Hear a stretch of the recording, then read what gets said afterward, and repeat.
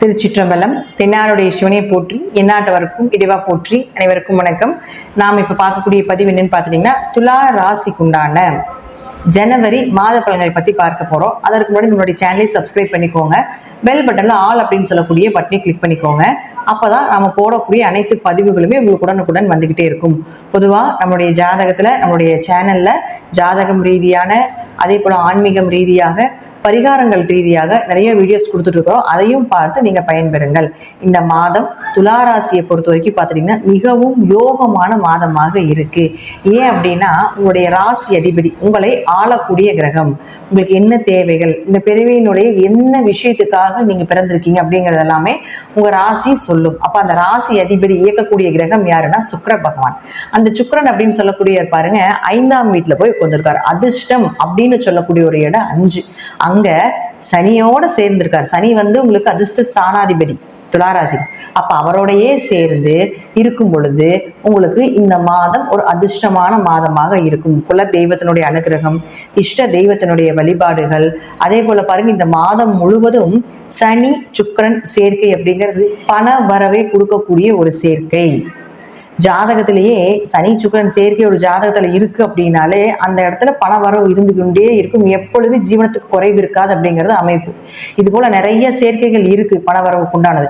அப்படி பார்க்கும்பொழுது அதுல இதுவும் ஒரு சேர்க்கை. அப்போ இயற்கையா உங்க ராசி அதிபதியே சனியோடு சேர்ந்து நிற்கும் பொழுது எப்பொழுதுமே பண வரவு இந்த மாதம் இருந்து கொண்டே இருக்கும். நம்ம இந்த சேர்க்கை இல்லாதவங்களுக்கும் கூட இந்த சேர்க்கைக்கு உண்டான வழிபாடுகள் சொல்லுவோம். இந்த கோயிலுக்கு போங்க, இது மாதிரி பண்ணுங்க, இந்த உணவுகள் சாப்பிடுங்க அப்படின்லாம் சொல்லுவோம். அப்ப துளாராசிக்கு இயற்கையாகவே அந்த அமைப்பு இருக்கிறதுனால இந்த மாதம் ஷேர் மார்க்கெட் சம்பந்தப்பட்டது, சீட்டு சம்பந்தப்பட்டது, திடீர் வருமானங்கள், திடீர் பணவரவுகள், பெயர், புகழ், மதிப்பு, எங்க போனாலும் நீங்க யாரு அப்படிங்கிறது உங்களுக்கு மற்றவர்களுக்கு தெரிய வைக்கக்கூடிய ஒரு அளவுக்கு இருக்கிறது உண்டான அமைப்புகள். சனின கூட்டம் அப்படின்னு சொல்றது, அப்போ உங்களை சுத்தி ஒரு கூட்டம் சேருவது, நிறைய பேருக்கு நீங்க பிரபலம் ஆவது, இதெல்லாமே உண்டு. கும்பராசி பிரபலமாகக்கூடிய ராசிங்க. அந்த ராசியில ராசி அதிபதி போயிருந்தா எப்படி இந்த மாதம் உங்களுக்கு பிரபலமாக இருக்கிறதுக்கு ஏற்பாடு பண்ணி கொடுத்துரும், பிரபலம் ஆவீங்க அப்படிங்கிற அமைப்பு சொல்லுது. அடுத்தது பாருங்க, அவரை 8ஆம் அதிபதியாய் 5ல் இருக்கிறதுனால சில கிரக சேர்க்கைகள் போல சில கட்டங்களுக்கு கூடிய அமைப்பு, அதாவது லக்னாதிபதி, 2ஆம் அதிபதி, 5ஆம் அதிபதி, 8ஆம் அதிபதி, இது குறிப்பிட்ட ஒரு அதிபதிகள் சேர்க்கையினுடைய தொடர்புகள் இருந்தால் உழைப்பில்லாம மறைமுகமாக பணம் நிறைய வரும் அப்படிங்கிற அமைப்பு உண்டு. அப்ப துளாராசியை பொறுத்த வரைக்கும் அது நிறைய வர்றதுக்கு உண்டான வாய்ப்புகள் உண்டு. சின்ன உழைப்பை போட்டாலும் பெரிய வருமானம், சின்ன விஷயத்தை நீங்க செஞ்சீங்கனாலும் அதிக லாபங்கள். எப்படியாவது வெளியே பணம் கொடுத்து ரொம்ப நாளா வராமையே இருக்கு அப்படின்னு நினைச்சீங்கனாலும் கூட இந்த காலகட்டங்கள்ல, இந்த 1 மாத காலகட்டங்கள்ல நீங்க கொஞ்சம் மூவ் பண்ணீங்கன்னா வெளியே கொடுத்துருக்கக்கூடிய பணம் எல்லாமே உங்களுக்கு வசூலாகும். நீங்க இந்த மாதம் செய்யக்கூடிய 5ஆம் இடம் அப்படிங்கிறது பூர்வ புண்ணிய ஸ்தானம். இந்த மாதத்தில் நீங்க செய்யக்கூடிய எல்லா தானங்களும், எல்லா தர்மங்களும், எல்லா வழிபாடுகளும், அதே போல கோவிலுக்கு செய்யக்கூடியது, ஆன்மீகத்துக்கு செய்யக்கூடியது எதாக நீங்க இருந்தாலும் சரி, இந்த மாதம் மிகப்பெரிய உங்களுடைய கர்மாவை கழிப்பதற்குண்டான ஒரு வாய்ப்பு அப்படிங்கிறது நீங்க எடுத்துக்கோங்க. ஏன்னா கர்ம காரகனுடைய உங்களுடைய ராசி அதிபதி சேர்க்கை. கர்ம காரகன் யாரு? சனி பகவான். அந்த சனி பகவானோட உங்க ராசி அதிபதி சேரும் பொழுது இந்த மாதம் நீங்க 10 ரூபாய்க்கு தானம் பண்ணினீங்கனாலும் கூட அது உங்களுக்கு பல மடங்காக உங்களுடைய கர்மாவை ஏதாவது ஒரு வழியில கரைத்து கொடுக்கும். ஏதாவது ஒரு வழியில உங்களுக்கு புண்ணிய கணக்கை சேர்த்து கொடுக்கும் அப்படிங்கிறதா உண்மை. அதனால துளாராசிக்காரங்க இந்த மாதம் முழுவதும் சுக்கிரன் இங்கேயே இருக்கிறதுனால இந்த மாதத்தை பயன்படுத்தி உங்களுடைய வாழ்க்கையில் இருக்கக்கூடிய தீய கர்மாவினுடைய பாதிப்புகளை குறைத்து நல்ல கர்மாவுக்குண்டான தான தர்மங்களும் ஆன்மீக வழிபாட்டிலையும் கொஞ்சம் கவனம் செலுத்தினீங்கன்னா முற்பிறவியினுடைய கர்ம மூட்டை அப்படிங்கிறது தான் ஜாதகம். அந்த ஜாதகத்தினுடைய தோஷங்களை குறைப்பதற்குண்டான ஒரு மாதம் இந்த மாதம். ஏன்னா வருஷம் இந்த கிரக சேர்க்கை சேரும். அடுத்த வருஷம் பாத்தீங்கன்னா சனி பகவான் இங்க போய் நிற்பார். அப்போ நீங்க அங்க சுக்கிரன் இருக்கும் பொழுது உங்களுக்கு என்ன ஆகும் அப்படின்னு பாத்துட்டீங்கன்னா அது 6ஆம் வீட்டுல மறைஞ்சு வருது. அப்போ பெருசா பாதிப்பு, அது என்ன செஞ்சீங்கனாலும் பெரிய அளவுக்கு யோகத்தை கொடுக்காது. இப்ப இந்த வருஷம் மட்டும்தான் சுக்கிரன் இங்க இருக்கும். இந்த சுக்கிரன் 30 வருஷம் கழிச்சு தான், அந்த சனி சுக்கிரன் சேர்க்கை 30 வருஷம் கழிச்சுதான் இந்த இடத்துக்கு வரும். அப்ப இந்த கர்மாவை கழிப்பதற்கு நீங்க இன்னும் 30 வருஷம் காத்துக்கிட்டு இருக்கணும். இது இயற்கையா ஜாதகத்துல இருந்தா அவங்க என்ன செஞ்சாங்களும் பாருங்க, நிறைய அவங்க சொல்லுவாங்க. சனி சுக்கிரன் வந்து துலா ராசிக்கு அதே இடத்துல போய் சேர்ந்து இருந்ததுன்னா, நான் ஒரு விஷயம் கொடுத்தா எனக்கு கடவுள் நிறைய கொடுக்குறாருங்க, நான் எது செஞ்சாலும் எனக்கு நன்மைகளாக தாங்க வருதுங்க, நான் சந்தோஷமா இருக்கிறேங்க அப்படின்னு தான் சொல்லுவாங்க. இது ஜாதகத்துல இருந்தா.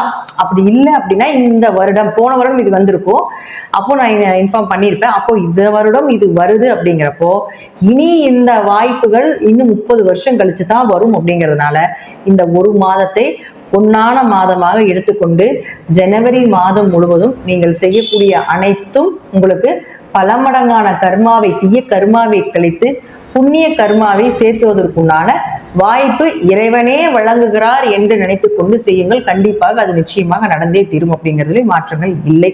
அடுத்தது பாருங்க, உங்களுக்கு செவ்வாய். இந்த செவ்வாய் அப்படின்னு சொல்லக்கூடியவர் நீசம் பெற்று வக்ரமாயி உங்களுக்கு கடக ராசியில் இருக்கிறார். இப்ப கடக ராசி உங்களுக்கு 10ஆம் வீடாக வர்றதுனால கர்மஸ்தானத்திலேயே செவ்வாய் இருக்கிறதுனால 2 மற்றும் 7ஆம் அதிபதி 21ஆம் தேதி வரைக்கும் அங்கதான் இருப்பார். அடுத்தது 21ஆம் தேதிக்கு மேல பாத்தீங்கன்னா உங்களுடைய ராசிக்கு 9ஆம் வீட்டுல போயிருக்கிறார். அப்போ ஏதாவது ரொம்ப முக்கியமான விஷயங்கள், சுப நிகழ்ச்சிகள் சம்பந்தப்பட்டது பேசணும், திருமணம் சார்ந்த விஷயங்கள் ஏதாவது பேசணும், பொண்ணு மாப்பிள்ளை சம்பந்தப்பட்டது, எதிர்பார்த்த வரன் வேணும் அப்படின்னு நினைச்சீங்கன்னா 21ஆம் தேதிக்கு மேல வைத்துக் கொள்வது என்பது ஒரு சிறப்பான மாதமாக இருக்கும். அது வரைக்கும் யாருக்கு வாக்கு கொடுக்காம இருக்கிறது, பணம் கொடுக்கல் வாங்கல கொஞ்சம் கவனமா இருக்கிறது, திருமண வாழ்க்கையில கணவன் மனைவி உறவுக்குள்ள சில கருத்து வேறுபாடுகள், கோபங்கள் இதெல்லாமே இருக்கிறதுக்கு உண்டான சின்ன சின்ன சண்டை சச்சரவுகள் இதெல்லாம் இருக்கிறதுக்கு உண்டான வாய்ப்புகள் உண்டு. இவர் இந்த துலா ராசிக்கு 21ஆம் தேதிக்கு மேல 2ஆம் அதிபதியும் 7ஆம் அதிபதியுமான செவ்வாய் 9ஆம் வீட்டுக்கு போகும் பொழுது எதிர்பார்த்த வரன் நீங்க நினைத்ததை விட நல்ல வரனா வர்றதுக்கு உண்டான வாய்ப்புகளும், பண வரவு அப்படிங்கிறது அதற்கப்புறம் அதிகரிக்கிறதுக்கு உண்டான வாய்ப்புகளும், நீங்க சொன்ன சொல், உங்களுடைய பேச்சுக்கு மரியாதை அப்படிங்கிறது எல்லாமே 21ஆம் தேதிக்கு மேல நடக்கும். அப்படிங்கிறதுல மாற்றம் இல்லை. அடுத்தது உங்களுக்கு உங்க ராசிக்கு குரு பாருங்க இயற்கையாகவே ரோகிணியில வக்ரம் ஆயிட்டு இருக்காரு. ரோகிணி யாரு? சந்திரனுடைய நட்சத்திரம். உங்க ராசிக்கு 10ஆம் அதிபதி. அப்ப துலா ராசிக்கு தொழில் ரீதியாக கொஞ்சம் ஏற்ற இறக்கங்களை இந்த வக்ரம் நிவர்த்தி ஆவது வரைக்கும் உங்களுக்கு நடந்து கொண்டேதான் இருக்கும். வக்ரம் நிவர்த்தி எப்ப ஆகிறார் அப்படின்னா பிப்ரவரி மாதம் 4ஆம் தேதி வக்ரம் நிவர்த்தி ஆகுது. அப்போ வக்ரம் நிவர்த்தி ஆகிற வரைக்கும் கொஞ்சம் தொழில் ரீதியாக, லாபங்கள் ரீதியாக கொஞ்சம் ஏற்ற இறக்கங்கள் இருக்கத்தான் செய்யும். அதனால நீங்க கவலைப்பட வேண்டிய அவசியங்கள் கிடையாது. அடுத்தது உங்களுக்கு சனி பகவான். சனி பகவான் 4 மற்றும் 5ஆம் அதிபதி. அவர் வந்து இயற்கையாக 5லயே இருக்கும் பொழுது வீடு, மனை ஏதாவது வாங்க, இந்த மாதம் ஏதாவது ஒரு பொருட்கள் கண்டிப்பா வாங்குவீங்க. குடும்பத்துக்கு தேவையானது புதுசாக ஏதோ ஒரு விஷயம் உங்க வீட்டுக்கு வந்தே தீரும். அப்படிங்கிறது தான் உண்மை. அடுத்தது பாருங்க, உங்களுக்கு புதன் பாருங்க உங்க ராசிக்கு 9 மற்றும் 12ஆம் அதிபதி. பூர்வீகம், பூர்வீக சொத்துக்கள், வெளிநாடு வெளியூர் பயணங்கள், தந்தை இதெல்லாமே சொல்றது வந்து உங்களுக்கு இந்த புதன் தான். இந்த புதன் பாருங்க உங்களுக்கு 4ஆம் தேதி வரைக்கும் தான் விருச்சிகத்துல இருப்பார். அடுத்தது பாருங்க 3ஆம் வீட்டுக்கு வரார். 3ஆம் இடம் அப்படிங்கிறது ஒரு பெரிய மறைவு ஸ்தானம் கிடையாது. அதனால 9ஆம் அதிபதி 3இல் இருந்தாலும் பெரிய அளவுக்கு இந்த காலகட்டங்களில் பூர்வீக சொத்தை பத்தி பேசாம இருக்கிறது, தந்தையினுடைய உடல்நிலையில கொஞ்சம் கவனமாக இருக்கிறது, இது போல சில விஷயங்கள் செய்தீங்கனாலே போதும். அப்படிங்கிறது தான் ஒரு மாற்று கருத்தாக நீங்க என்ன செய்யலாம் அப்படின்னு பாத்துட்டீங்கன்னா, ஒரு தேவையில்லாத விஷயங்கள் பூர்வீக சம்பந்தப்பட்டது வருது, ஒரு யாராவது ஒருத்தரை பத்தி உங்களுக்கு தேவையில்லாத விஷயங்கள் வருது, பங்காளி உறவுகள் ஒரு பஞ்சாயத்து ஏதாவது வருது அப்படின்னா அதை தவிர்த்து கொள்வது என்பது சிறப்பான அமைப்பு. ஏன்னா 3ஆம் இடம் அப்படிங்கிறது முயற்சி, வெற்றி, விஜயம், வீரம், தைரியம் இது எல்லாமே 3ஆம் இடம் தான். அப்ப அந்த 9ஆம் அதிபதி 3இல் இருக்கும்போது இது சார்ந்த விஷயத்துக்குலாம் சக்சஸ் கொடுக்குமே தவிர படிப்பு சார்ந்த விஷயத்துல கொஞ்சம் மந்த நிலைகளையோ அல்லது மனப்பாடம் ஆகாம போறதோ, உயர்கல்வி சார்ந்த விஷயத்துல கொஞ்சம் கவனமாக இருக்க வேண்டும். அப்போ 12-3 தொடர்பு ஏற்படும் போது கண்டிப்பாக உங்களுக்கு ஒரு விரைய செலவுகள் உண்டாது. வெறும் 20 நாள் தான் பாருங்க. உங்களுக்கு 4ஆம் தேதியிலிருந்து 24ஆம் தேதி வரைக்கும் தான் புதன் எங்கிருப்பார். 24ஆம் தேதிக்கு மேல போயிடுவார், மகரத்துக்கு போயிடுவார். அது வரைக்கும் கொஞ்சம் கவனமாக இருந்து செயல்படுத்துங்க. மருத்துவ செலவு, ஹாஸ்பிட்டல் செலவு, தேவையில்லாத அலைச்சல், தேவையில்லாத பயணங்கள், எதுக்கு அலைறீங்க ஏன் அலைறீங்கன்னு தெரியாத அளவுக்கு கூட இருக்கிறதுக்கு உண்டான அலைச்சல்களை ஏற்படுத்தி கொடுக்கும். அப்படிங்கிறது தான் முற்றிலும் உண்மை. இது அடுத்தது ஜாதகத்துல உங்களுக்கு சொல்லியிருப்பாங்க, இந்த மாதிரி இவ்வளவு தோஷங்கள் இருக்குங்க, நீங்க போய் வந்து இங்க வழிபாடுகள் பண்ணுங்க, இந்த ஸ்தலத்துக்கு போயிட்டு வாங்க, இத்தனை முறை வழிபாடுகள் பண்ணுங்க அப்படின்னு நிறைய சொல்லியிருப்பாங்க இல்லைங்களா? ஜோதிடம் பார்க்கறதுல சொல்லியிருப்பாங்க. இந்த மாதம் அதை பயன்படுத்தி கொள்ளுங்கள். கர்மாவை கழிப்பதற்குண்டான ஒரு சிறந்த மாதமாக இந்த மாதம் செயல்படுறதுனால இதை பயன்படுத்தி கொண்டு வெற்றியை காணுங்கள். அப்படிங்கிறத உண்மை. ஒரு முறைக்கு பண்ணுங்க, 2 முறை பண்ணுங்க, 3 முறை பண்ணுங்க அப்படின்லாம் சொல்லியிருப்பேங்க. ஆனா இந்த மாதம் இந்த சனி சுக்கிரன் சேர்க்கை இருக்கிறதுனால இம்முறை செய்யக்கூடிய வழிபாடுகள் உங்களுக்கு பல மடங்கான கர்மாவை கழிப்பதற்குண்டான வாய்ப்பை ஏற்படுத்தி கொடுத்தே தீரும் அப்படிங்கிறது உண்மை. உங்களுடைய ஜாதகத்துல தசாபுத்திப்படி நான் சொல்லக்கூடிய கருத்துக்கள் சிறிது மாறுபடலாம். நன்றி. இன்னும் ஒரு நல்ல பதிவில் சந்திக்கலாம். திருச்சிற்றம்பலம், தில்லையம்பலம், ஸ்ரீ நரசிம்மர் திருடிகளே சரணம்.